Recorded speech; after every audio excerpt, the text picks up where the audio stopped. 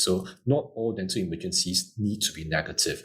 If we communicate correctly and we show empathy, I think we can really turn it into a positive experience.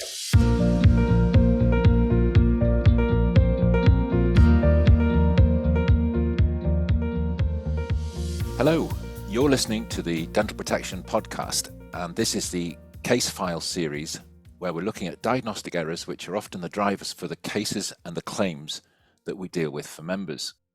In this first episode, we will consider some of the common dental legal issues arising from diagnostic errors when providing emergency dental care, which can present a number of risks for the clinician when faced with a patient who may be in acute pain. My name is Dr. James Foster, Deputy Dental Director and Dental Lead for Australia and Asia. My own background is from general practice and as a trainer of young practitioners and teaching in hospital, and I was a local advisor for dental protection before joining full-time in 2008. Today I'm delighted to be joined by my colleague Dr. Louise Eggleton. Louise is an international dental legal consultant for dental protection and manages cases in the UK, Asia and South Africa. Louise completed her dental degree at Leeds University and gained experience as a GDP in both NHS and private practice for a number of years, prior to moving to the role of Senior Dental Officer within the NHS Foundation Trust Community Dental Services. Louise went on to accept the position of Honorary Clinical Lecturer for the University of Sheffield and has recently completed her Master's degree in Medical Law. Louise and I are both delighted to welcome our guest speaker, who is well known to us, Dr. Goh from Singapore. Siew and I have worked together many times, and we're most grateful for your kind attendance today. Dr. Goh graduated with a Bachelor of Dental Surgery from NUS in 2008, where he also was awarded the Outstanding Undergraduate Research Prize. He is presently the Head of Dental Clinical Services and Residential Care at NTUC Health, where he heads the Dental and Family Medicine Services. He is a visiting consultant and member of the Medical Advisory Committee at St. Luke's Community Hospital and is the immediate past president of the Singapore Dental Association. He was the president of the Singapore Dental Health Foundation in 2008 and was awarded the Singapore Patient Advocacy Award for his contributions to dental care in the nursing home. Welcome to you, and thank you again for your kind assistance. Thank you, James. It's my pleasure. So, the dental emergency scenario can present several risks for the clinician when faced with a patient who may be in acute pain. The patient might not be known to the dentist, they may present with symptoms which are difficult to diagnose, and will be expecting a resolution of their presenting problem, which may not always be possible. And if we consider dental emergencies that we come across day to day in the surgery, we see patients in pain, we see swelling, we see bleeding, we see dental injury, trauma, oral lesions, and obviously we're keen to assist. Then we may have patients who attend with either lost crowns, fractured dentures, and their perception is that those are emergencies as well when there's an aesthetic issue. So we have a broad spectrum of situations, and when we see a patient who is attending for an emergency, we can expect the unexpected sometimes. Now, when we are seeing patients in that scenario, if we consider what are we first looking at? Is the patient a new patient? Are they undergoing a course of treatment? Have they finished a course of treatment? And that obviously can impact perhaps on the patient's perception or the patient's approach to coming to see you as a clinician. So when we know we have a patient booked in for an emergency, obviously there may be some various different circumstances that that patient is presenting with. Perhaps, Lou, you can expand upon that. Yeah, so like I say, there's a range of circumstances. Perhaps a new patient, so someone who's completely unknown to the practice, you don't know what the problem is, it's a surprise, and it's perhaps the most challenging because you're unknown to that patient, you've not built that rapport already, and you're having to diagnose their potential pain or injury. They may also be attending, perhaps the patient has experienced an injury or a trauma. Again, they're going to be very upset. It's going to be quite challenging to be able to properly assess that, sometimes within the time restraints that you have, and to what extent is the individual injured. Obviously, that's a concern. As James had mentioned, if a patient has come in and you've previously been providing treatment for them, or they are in amongst their course of treatment, you might have some idea of what the problem is, or they potentially have had a different course of treatment with another clinic or another dentist, and they are now coming to you. You're being drawn into it, and they may be experiencing pain or problems from that previous treatment, and you're being asked to comment or provide further treatment for it. And I think the attitude or the position of the patient when they come in to us, if they're coming in full of angst, blaming us for the fact that they're in pain or that we may have caused the emergency, it's often helpful to reflect across to the patient's perspective, to imagine if we were the patient, how would we feel if X, Y, and Z had happened, and maybe clear the air with the patient before we start. Always better to have a good relationship with the patient and a good chat before you stick a palatal injection in, I think, and just diffuse a situation. If a patient jumps in their chair and you can tell they're wound up and aggressive, just having that chance to have a conversation with the patient can help so much, can't it? Absolutely. Now, in terms of the diagnosis, if I might come across to you, Dr. Go, patients may be fairly determined what the problem is. Yeah, so in my experience, sometimes when the patient comes in, at least for my practice, a number of them would immediately tell you that we think it is this tooth, or the dentist that previously treated me had that tooth treated, and after I went back 2 to 3 weeks later, there was some discomfort, and now it's painful. So I think most of the time, patients would have some assumption of what is causing that pain. To some degree, a number of them would be rather accurate and would be able to tell you where to look out. But I think we cannot just depend on their assessment and go down that line, because there could be other sources of pain that they are not aware of. So I think it's important for us to do an independent assessment, at the same time taking good records and asking the right questions in order to elicit the source of the problem and where it is coming from. One interesting area is the patient known to you? It may be a friend that's asked you to see them. It may be a member of your own family. And sometimes there is a situation where the clinician drops their guard a little bit if the patient is familiar. And the expression corridor medicine springs to mind, where people are given a quick advice or quick treatment that perhaps falls out with the normal processes and procedures that we would do. I wonder if any of us have experienced that ourselves, where we've maybe fallen into a trap and given some treatment which is a bit ad hoc or a little bit different, when you're either trying to go further for somebody or you're just treating somebody who's in the family with a less than thorough routine and exploration. Yeah, I think dentists, at least in this part of the world, make for very good dinner guests, because everyone has got a dental issue that they would like to bring up. Sometimes they do send you photos over the phone and ask you to do a spot diagnosis. I think it's important for us to first tell them, at least that's what I do. I'll tell them that, in order to really diagnose this, we need to see you, because we need to take the proper records and we need to do the correct test. Of course, we will try to be helpful by saying, but from what we do see, I'll just let them know it does look like, from the way you've described it, I think it's important that you see me immediately, or it could wait a few days, or it does sound like, the tooth seems to be giving, for example, if they have pain, what I would say that it really sounds like that the nerve may be affected. It could lead to infection. It does sound like infection setting in. I would advise you to come in. I'll take a look and see whether I can see you. Otherwise, is it okay for me to refer you to a colleague to do the initial diagnosis? And then I would follow up from there. So while we can try to be helpful, we can try to give them a sense of how urgent the problem is, we do not commit to any course of treatment before we see them. Indeed. And when we're seeing patients who have an emergency situation, often they've been in pain for some time. They may not have slept. They may not be in particularly good health, Lou. What challenges do we see when those patients are attending? Yes, so you often find that they've been in pain and they've obviously had a terrible night, and they're still experiencing that severe pain. So it's just very important to just recognise that the patient may or may not be known to you. This perhaps isn't their usual behaviours or personalities, and there's a reason behind it, and it's gaining that trust and engaging the patient and trying to draw out what the real issues are in order to be able to make that diagnosis to help them. And it's really just careful management of that individual during that moment. And we have seen cases where a patient is attended and they've had such a period of pain that their only aim is pain resolution. We need to be conscious of the decision of the patient. Are they actually at correct capacity?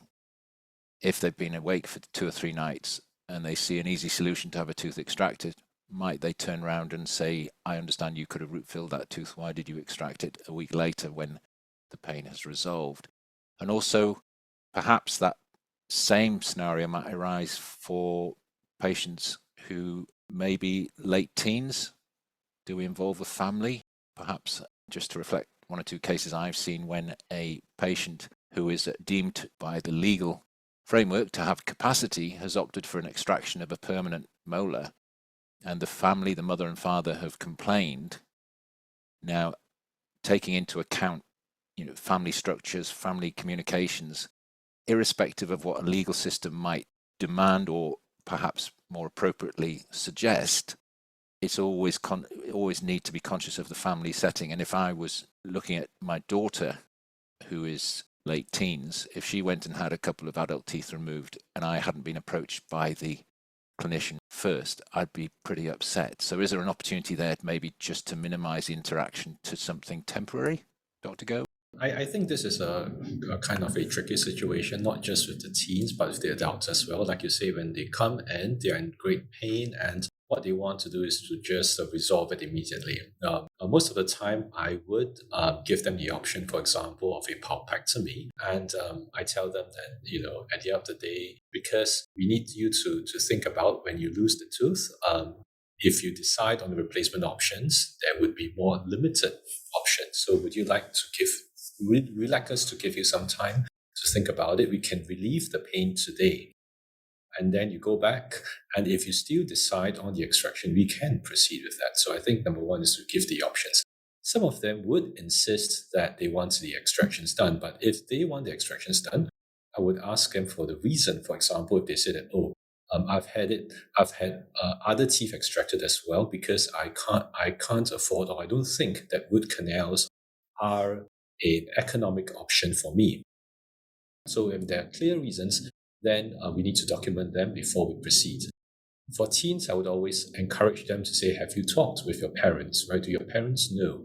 And and of course they would say that I don't wish to bother my parents, or that it's very expensive. I think they may not, I don't want to burden them.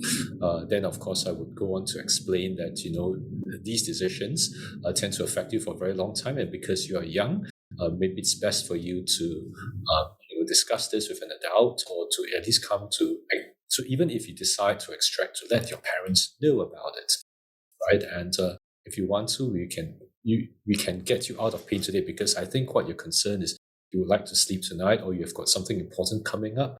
There are other options for you to relieve that pain. Do not jump to this decision today. And in terms of consent and capacity, at the other end of the age spectrum as well, we always recommend involving members of the family and carers, if appropriate. A discussion with the wider group, with the wider team, always can help prevent problems if there's some confusion with the individual at some point going further down the line. We also see emergency situations that have arisen out of trauma, and they can be obviously quite varied. I remember in my own practice seeing a poor young fellow who'd played hockey without a mouthguard and had his upper anterior 6 teeth decoronated. So a huge demand on treatment at that time. And I think I reflect on that, and I think, having to keep records, examinations, special tests, appropriate referrals, all of those important elements to record, because in that sort of scenario, the likelihood is that you need to be on top of your game, making sure you've got everything written down and done. I think records are particularly important, and also following current clinical guidance, because guidance does change over time, and we're talking about avulsions and reimplanting, etc. Just making sure we're up to date with those treatments so we can stand by the decisions we've made. And in terms of avulsions and medications, Have you had much experience of that yourself in Singapore? So I think I'm quite fortunate that I do not see too many of them on an emergency basis. But when I do see one and they come in, I think number one is that there is going to be a limited amount of time because they come in usually as an emergency and unplanned visit. What I like to do is first I would definitely want to take all the records of like X-rays and all because it could turn into a medical legal case, or rather it could be the insurers or wanting to have, and especially if, for example, they had gotten into a fight, there could be a civil case coming up. So you want to make sure that you document. And if you do not have time, one of the things I find helpful is to actually take photos. Of course, you get their permission, their consent to take the photos. You take all the intraoral, the extraoral, and you take the panoramic radiographs, and if necessary, the individual radiographs on the sites that where the injury seems to be apparent. Yeah. So I think that could kind of help you to put things together. And of course, like you said, based on the guidelines, whether it be an avulsion, to do reimplantation, is just to really follow those guidelines and to do the most immediate treatment. Of course, you would have to communicate with the patient the goals of the emergency treatment. I would like to tell the patients that today, what we want to do is we want to save that tooth. We'll have to also give you a course of antibiotics as well as some painkillers, but we need to see you, for example, either tomorrow in order to do a proper workup. Could I arrange for you to come in to see me tomorrow? Of course, I do give them some things to note of. For example, if the pain or swelling increases, or there is or they find that something is amiss, they should present themselves to the emergency department after office hours. So we do give them that, and of course to give them the assurance that these things would slowly be sorted. Sometimes they get very anxious. They ask, "Am I going to lose my teeth? What am I going to do? What's the time frame? What's the cost of the treatment?" Usually, I would tell them that I think today what we want to do, we want to make sure that we can save as much as we can. And could we then defer that discussion to tomorrow when you're feeling a bit better, and then we have had a chance to fully examine you? So I try to take this approach and try to guide them step by step as to what is to focus on at each step of the way. Yeah, I agree. When you're in that scenario, particularly if there's been an assault or there's been an accident, having substantial records is really imperative because the chances are those are going to be requested by a third party at some point later down the line. And in terms of anyone who's asked to write expert reports or provide a report, please do look at our educational material where the advice will be, do not lay yourself out as an expert witness unless in fact you are an expert witness, because should you do so and give an opinion, for example, about prognosis in the future, cost of reparative treatment, etc., longevity, you may be invited into court to explain and defend your view. And I say, if you're not an expert witness, that can be an issue. In terms of the practice itself, when a patient contacts the practice, I think, Lou, we've seen some cases where there have been complaints following the receptionist triage, whether they've been overly defensive of the dentist's time, who's busy, or perhaps not given the patient the correct advice. And we have to obviously be very much aware of what our receptionists are telling our patients. Yeah, it is a tough one with emergencies, obviously, because there is such an element of unknown. But it's often helpful if the reception team does understand how to triage effectively and what are kind of the main concerns that they could maybe be asking the patient, and helpfully noting for the dentist if the patient is requesting an emergency, just to give them some kind of understanding. And then also the appreciation of, the dentist may overrun with emergency appointments. How are they managing the rest of the patients in the waiting room? Are they able to kind of adjust their books sometimes and waiting times, and then also emergency patient coming out and rebooking. So it's often helpful if the dentist is able to communicate effectively with the reception team in what the patient may now require, and if there's any problems in kind of getting the patient back in to see them within a certain time frame, how that can be looked at and the patient accommodated if necessary. Yeah, and indeed, if we see a situation where the patient is unhappy and takes a complaint forward, of course, as the clinicians, we're still responsible, and ultimately it's us to where the complaint will focus. So good communication with the reception team is obviously important. So we've looked at a variety of scenarios there. I think one of the aspects that to just finally touch on is when we are pushed for time, this is very much a dentolegal risk period, and as we've said, no relationship with the patient. And one aspect is, do we do the correct treatment for the patient in an emergency situation, or as we've seen with cases, is the patient fobbed off with antibiotics for a situation that actually the pulp needs to be decompressed? And can we stand by our actions in the emergency situation where a patient perhaps may be more likely to take it forward if we don't resolve the pain? Can we justify the treatment that we provided, or do we take stock and approach it at a time that you can provide the appropriate treatment? The other aspect worth perhaps mentioning is that the clinician themselves, at the end of a busy day, we remember the acronym HALT, hungry, angry, late and tired, which represents a very significant period of dentolegal risk. Do we have the engagement, the empathy, the focus, the concentration at the end of a very long day to provide the service, or do we ask others for assistance or delay things if at all possible? Being aware of that risk, I think, is important. Would you like to summarize, Dr. Go, in terms of your experience with emergency dental care? Yeah, so I think the first thing is we need to always show empathy no matter how tired we are, because the patients can feel it. So even right from the receptionist, as Louise has covered earlier, we need to acknowledge that there is that they are in pain and their problem is important, and we would like to help them to solve it. At the same time, we are also trying to communicate with them that we have certain limits. For example, there are people in the waiting area. So sometimes it really requires a creative approach to the problem. For instance, I would bring them into the room and I'll give them anesthesia in order to resolve the pain first. And then I explain to them there are people in the waiting room. Would it be all right if I saw those patients first and then come back so that I have sufficient time to do a proper pulp decompression for them or pulpectomy for them?